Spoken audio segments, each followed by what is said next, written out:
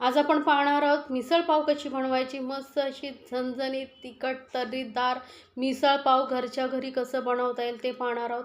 कोल्हापूरची मिसळ पाव, नाशिकची मिसळ पाव जशी प्रसिद्ध आहे तशीच अगदी आपण घरी बनवणार आहोत। बघा मस्त असा कट आलेला आहे वरती आणि खाण्याला एकदम अप्रतिम लागते आणि साध्या अगदी सोप्या पद्धतीने तुम्हाला सांगितलेलं आहे। तर त्यासाठी आधी आपल्याला लागणार आहे चटणी। तर त्यासाठी पॅनमध्ये आपण घेणार आहोत 2 चमचे तेल, सोबतच एक दालचिनीचा तुकडा घातलेला आहे, एक काळी वेलची घालायची आपल्याला आणि 2 लवंगा घालते मी। गरम मसाल्याचा फ्लेवर खूप छान येतो। सोबतच 7 ते 8 काळ्या मिऱ्या घालायच्या आहेत आणि एक तेजपत्ता ना तोडून घालायचं आहे, म्हणजे आपल्याला जेव्हा मसाले आपण भाजू तेव्हा त्या पाण्याचा प्रॉब्लेम होणार नाही, त्यामुळे थोडंसं तोडून घालायचं आहे। हलकंसं आपण याला परतून घेणार आहोत, एकदम मीडियम फ्लेमवरती गॅस ठेवली आहे।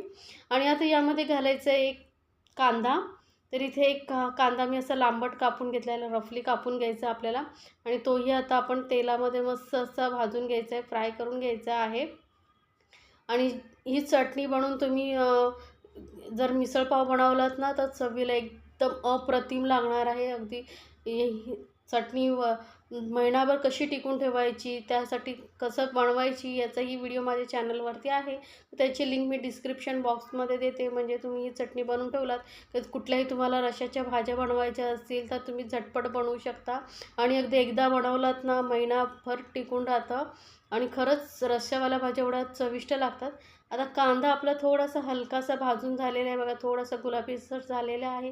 त्यानंतर यामध्ये ना अर्धा कप मी इथे सुकं खोबरं किसून घेतलेलं आहे, ते घातलेलं। तर खोबरं आधी घालायचं नाही, कारण खोबरं लगेचच भाजतं, त्यामुळे थोडंसं कांदा आपला लालसर झाल्यानंतरच खोबरं घालायचं। आता कांद्याबरोबर खोबरंही आपण व्यवस्थित भाजून घेणार आहोत, म्हणजे कांद्यामध्ये जी थोडीशी काय कसर असेल तीही खोबऱ्याबरोबर भाजली जाईल, म्हणून थोडं भाजून घ्यायचं आहे आता आपल्याला।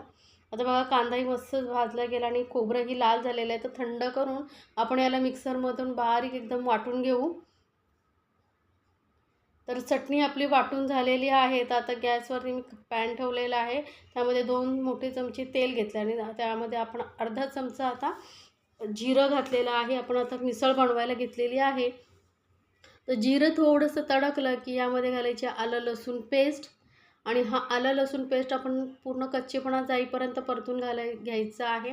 ही तुम्ही जर तुम्हाला असं वाटत असेल की आता तुम्हाला नाही घालायचं, ते जेव्हा आपण चटणी बनवली त्याच्यामध्ये ही आलं लसूण पेस्ट तुम्ही घालू शकता, पण ही अशी तेलामध्ये परतून घेतल्यामुळे चव छान लागते।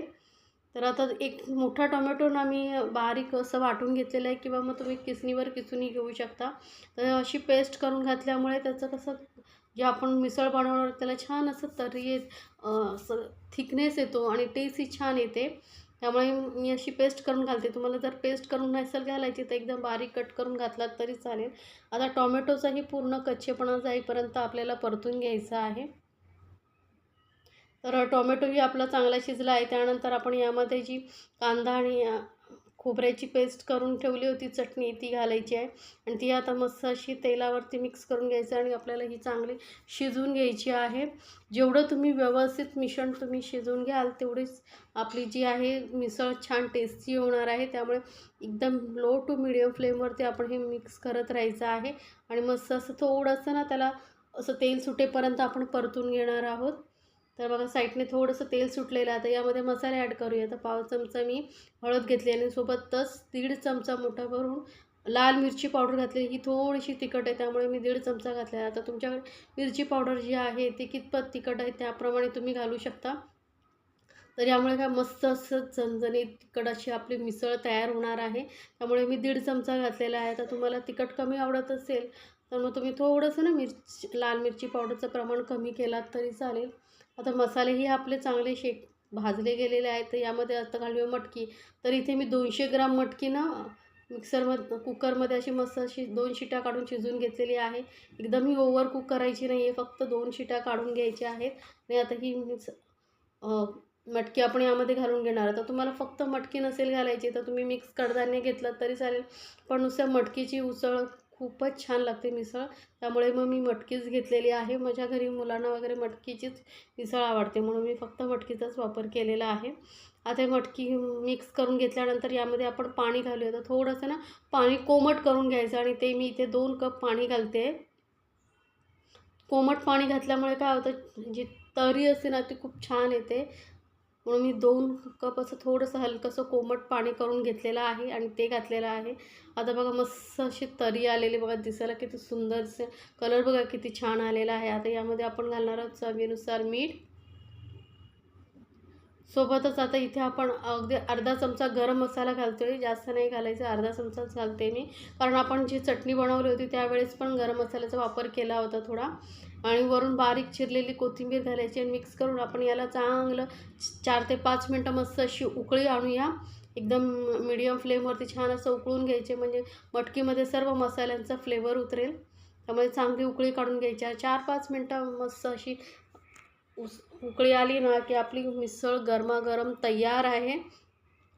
तर बघून तोंडाला पाणी सुटलं असेल ना तर नक्की बनवा झटपट. आणि रेसिपी आवडत असेल तर चॅनलला लाईक्स, कमेंट आणि सबस्क्राईब करायला विसरू नका. सोबतच बेल आयकॉनवरती क्लिक करा, म्हणजे माझ्या नवीन रेसिपीची नोटिफिकेशन लगेचच तुमच्यापर्यंत पोहोचेल. तर ही आता आपली मिसळ तयार झाली. आता आपण मिसळबरोबर लागणारी बटाट्याची भाजी बनवून घेऊया. त्यासाठी पॅनमध्ये मी 2 चमचे तेल गरम केलं आहे. तेल गरम झालं की अर्धा चमचा राई घातलेला आहे. सोबतच राई तडकली का अर्धा चमचा जिरं घालायचं आहे. आता राई आणि जिरं व्यवस्थित आपल्याला तडकेपर्यंत चांगलं मिक्स भाजून घ्यायचं आहे. आता यामध्ये घालूया कढीपत्ता. तर साधारण 7-8 कढीपत्त्याची पानं मी घातलेली आहे. आता तुम्हाला बटाट्याची भाजी नसेल वापरायची तरीही चालेल, तुम्ही असंच ही मिसळ खाऊ शकता. एक हिरवी मिरची एकदम बारीक बारीक कट करून घेतलेली आहे. आता मिरची आपण थोडी हलकी फ्राय होईपर्यंत मिक्स करून घेऊया. तर मिरची आपली मस्त बघा अशी फ्राय झालेली आहे. तर यामध्ये घालू 1 छोटा चमचा आलं लसूण पेस्ट. आता तुम्हाला आलं लसूण पेस्ट नसेल घालायची तर नाही घातली तरी चालेल, कारण आपण मिसळमध्येही आलं लसूण पेस्ट घातलेले आहे. पण ही बटाट्याच्या भाजीमध्ये घातली ना तर चव एकदम अप्रतिम लागते. आता आलं लसूण पेस्टचा कच्चेपणा जाईपर्यंत आपण याला फ्राय करून घेणार आहोत तेलामध्ये. आता यामध्येच आपण घालणार आहोत पाव चमचा एवढी हळद. हळद आता तेलामध्ये मिक्स केल्यामुळे काय होतं, त्याचा कच्चेपणा जातो आणि मग बटाट्यांना व्यवस्थित सर्व बाजूने एकसारखी हळद लागते. त्यामुळे मी तेलामध्ये मिक्स करूनच घालते हळद. आता बटाट्यांना हे 2-3 बटाटे तुम्ही उकडून घेऊ शकता. तर इथे मी 4 मीडियम साईजचे बटाटे होते म्हणून 4 बटाटे घेतलेले आहेत. मिक्स करून आता यामध्ये घालूया मीठ आणि परत आपण व्यवस्थित मिक्स करून घ्यायचं आहे. वरून हिरवी कोथिंबीर घालूया, बारीक चिरलेली कोथिंबीर घालायची आहे आणि व्यवस्थित मिक्स करून घ्यायचं. अगदी झटपट 5 मिनटामध्ये ही भाजी तयार होते आणि चवीला एकदम मिसळबरोबर खाली ना अप्रतिम लागते. तर एकदा माझ्या पद्धतीने बनवून बघा आणि मला कमेंट्समध्ये जरूर सांगा तुम्हाला ही रेसिपी कशी वाटली. तर बटाट्याची भाजी आता थोडीशी ना हलकं स्मॅश करून घेऊया, म्हणजे मिसळ जेव्हा आपण ताटामध्ये भाजी वाढू तेव्हा व्यवस्थित मिक्स होईल त्यामध्ये. तर ही मस्त अशी गरमागरम आपली मिसळ आणि बटाट्याची भाजी ही तयार आहे. तर आता आपण मिसळ प्लेटिंग करायला घेऊया. तर पहिली बटाट्याची भाजी घालायची आहे प्लेटमध्ये. आता भाजी तुम्हाला किती आवडते त्यानुसार तुम्ही घालू शकता. आता ही भाजीचे तुम्ही बटाटे वडे बनवूनही तुम्ही यामध्ये सर्व करू शकता. पण मी फक्त भाजी घातलेली. आता मटकी मी काढून घेतलेली आहे. भाजी घातल्यानंतर फक्त मटकी वरून काढून घेतलेली आहे मी आणि थोडंसंच तरी घेतलेली आहे, जास्त नाही. आणि वरून आता आपण घालूया फरसाण. मिक्स फरसाण इथं मार्केटमध्ये तुम्हाला इझिली मिळतं. फरसाणमुळे मिसळची जी ना टेस्ट अप्रतिम लागते. तर तुम्ही या पद्धतीने करूनच बघा. कुठेही हॉटेलमध्ये वगैरे खायला घेतलं तरी ते मिसळ देतात. मिसळबरोबर फरसाण असतंच. वरून बारीक चिरलेला एकदम कांदा एकदम बारीक चिरून घ्यायचा. आता इथे वरून आपण थोडीशी जी मिसळची तर्री आहे ती घालायची आहे आणि बारीक चिरलेली कोथिंबीर परत घालूया. थोडंसं हलकंसं लूक खूप सुंदर दिसतो. सोबतच इथे लिंबू तुम्ही वरून पिळून घेऊ शकता आणि बारीक चिरलेला कांदा. सोबतच आता आपण हे पाव एकदम अप्रतिम बेत आहे, पोटभरीचं बेत आहे. एक मिसळ पाव खाल्ल्यानंतर अजिबात जेवणाची भूक लागणार एवढं चवीला अप्रतिम लागतं. आणि वाटीमध्ये तुम्ही असं मिसळ सर्व करा. एकदम जसं हॉटेलमध्ये वगैरे सर्व केलं जातं तसंच आपण इथे सर्व केलेलं आहे. तर झटपट बनवा आणि मला कमेंट्समध्ये सांगायला विसरू नका तुम्हाला ही रेसिपी कशी वाटली. आणि जर रेसिपी आवडत असतील तर तुमच्या फ्रेंड सर्कलमध्ये ही जरूर शेअर करा, म्हणजे त्यांनाही पाहता येईल या छान छान रेसिपी.